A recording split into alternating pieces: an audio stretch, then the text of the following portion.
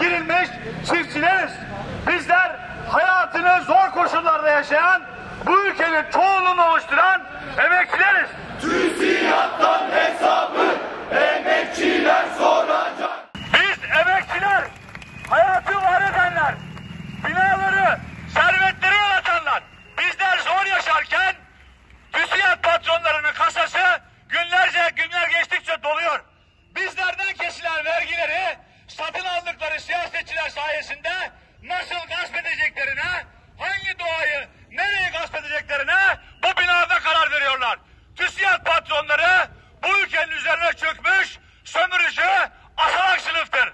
TÜSİAD patronları hayatını kaybeden milyonlarca emekçinin, madenlerde katledilen işçilerin, babasız bırakılan çocukların katilleridir. Sermaye düzeni yıkılacak. TÜSİAD patronları siyasetin arkasındaki görünmeyen gizli eldir. Bizlerin nasıl yaşayacağına, hayat koşullarının nasıl olacağına, ne kadar ücret alacağımıza, nasıl yaşayacağımıza bu gizli el karar veriyor. Satın aldığı siyasetçiler sayesinde bizleri zor gücüyle baskılayanlar kasaları günden güne dolarken bizler geçinemiyoruz. 2022 yılı biz emekçiler için çok zor koşullarda geçti. Ama bu adamların kasaları bizlerin yarattığı zenginliklerle ağzına kadar parayla doldu.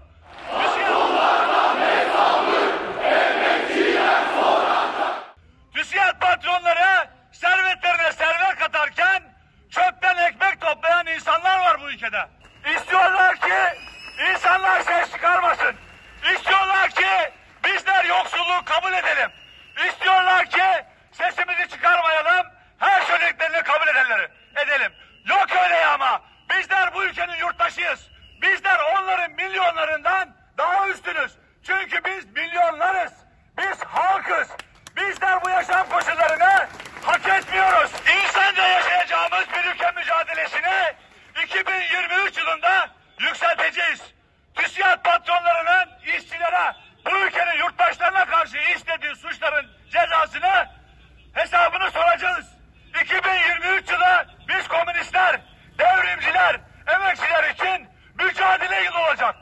TÜSİAD patronlarına yaptıklarının hesabını soracağız. Bu ülkenin bütün madenlerini, bütün derelerini, ülkenin her yanını talana açtılar.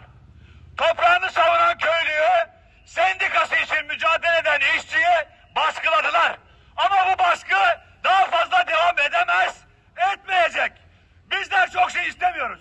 Bizler zenginliği yaratan işçileriz. Ben bir metal işçisi olarak sabahın köründe, sabah 7'sine girdiğim fabrikaya gecenin 11'inde çıkıyorum. Ve hala bu kadar yoğun çalışmaya rağmen geçinemiyorum. Burada bir tuhaflık var. Çok fazla matematik hesabı yapmaya gerek yok. Bizler insanca yaşayacak bir ülke istiyoruz. Bir avuç parasının hesabını bilmezken bizler emekçiler hayatları karanlık içerisinde. Bu tablo daha fazla sürdürülemez. Emekçiler hesabını TÜSİAD patronlarından, bu ülkenin iktidarından er ya da geç hakkı olanı alacak. Hakkı olanı almak için 2023 yılı bütün emekçiler için mücadele yılı olacak. Patronlardan hesabı emekçiler soracak.